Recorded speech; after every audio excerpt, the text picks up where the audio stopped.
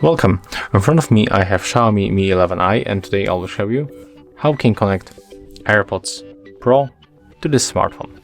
And first you have to open charging case of your AirPods, then rotate the case on the other side, and we have to click and hold this button to move them to the pairing mode. So let's make it. Click and hold until this indicator on front starts blinking.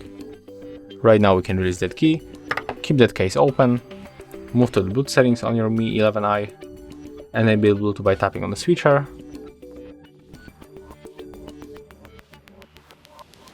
AirPods Pro pop on the list, so tap on them once, accept pair, and as you can see right now we are finally connected.